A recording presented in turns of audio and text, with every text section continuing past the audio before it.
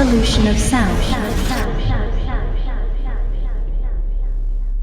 Welcome to the complete guide for mastering Sylenth1. First off, guys, congratulations. You're one of the few that still is following the series, and I commend you because, learning sound design, I knew the first video would be the most popular, and then it would go on a decline from there. So if you're still sticking it through learning sound design, then commend you. You guys are fucking awesome. Now, before we continue with the tutorial, guys, I just want to let you guys know that I am creating a course, especially for you guys that are looking to really take your sound design to the next level.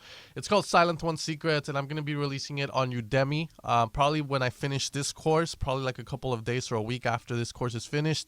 And I'm letting you guys know because it seems like you guys are the ones that actually care if you're still following this tutorial to take your sound design to another level. So in this course, it's not what I'm teaching you guys here. We are going to master Sylenth1, but that one's going to be more techniques to kind of get different type of sounds or add that extra polish to your sound, make presets sound more unique with these twists. It's going to be around 2 to 3 hours, so it's going to be cheap. I'm not going to charge like $50 for it or nothing like that. So just make sure that's what I'm doing. And if you guys are interested, as always, support. And let's continue with the series, guys. So today we're doing the LFO section, guys. And the LFO, the difference between the LFO and the envelope, the thing I want you guys to get out of this is that the LFO loops.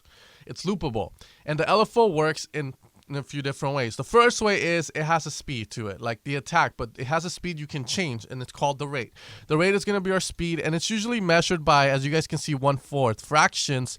1/4 is going to be a standard boom boom kick drum speed, dun dun dun dun, and then you double it. 1/8 is twice as fast, dun dun dun dun dun dun dun dun. So the way you want to see this is from left to right, you increase in speed. Now the next thing that the LFO is going to pretty much do is it's going to work in this way where it follows the wavetable that you use. Now, LFO stands for low frequency oscillation or oscillators.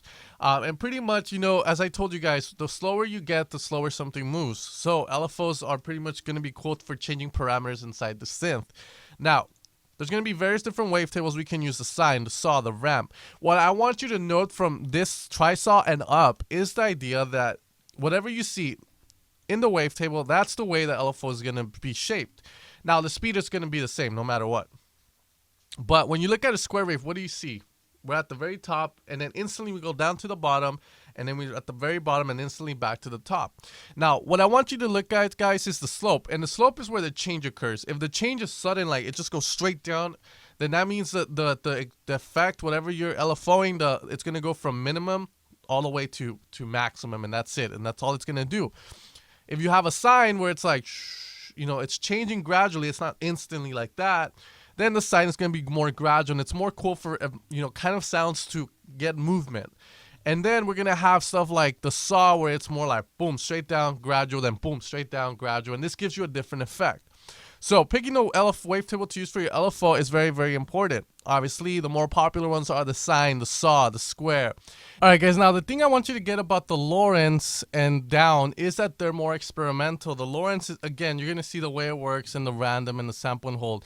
I like to use these for more kind of ambient effects. And what I mean by this is effects that happen at random, because these are very unpredictable, but they still sound very, very, very cool.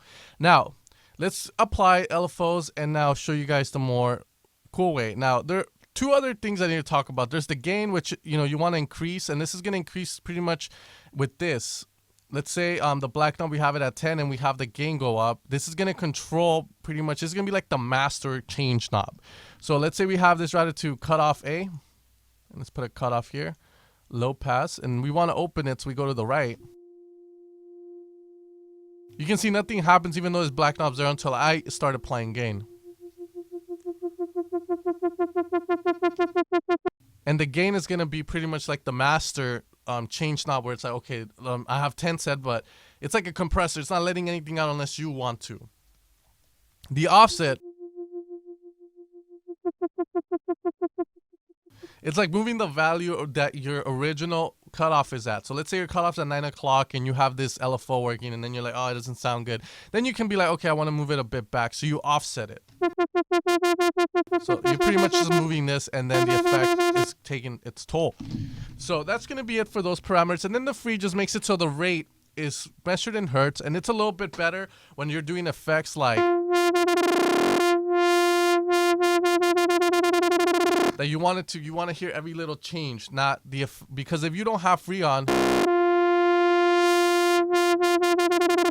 it sounds a little bit less smooth. Okay, now LFOs, they're just loopable. That's very, very simple. Each one's gonna give you a different type of feel, and you can apply it to anything. Like, see, here are the square ones where it's very sudden. Max value, low value. Max value, low value. That's pretty much it, guys. Now, the other thing you want to know about LFOs, guys, is let's say our cutoff is at 12 o'clock, and you have an LFO going to the right by so much.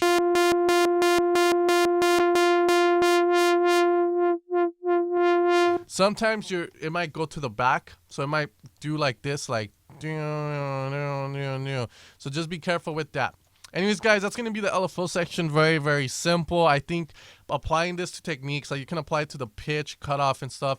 Those are things I teach in the advanced series of Sylenth1, which is going to be out probably, again, like after like a week or a few days after this course is finished. We still got ways to go, and in this course I'm still going to teach you how to make sounds with everything we learned, but that course is mainly entitled for more advanced techniques. It's crazy techniques like you guys have probably seen me do in the recreation video, so I'm bringing them so you don't have to watch all those recreation videos to look for them.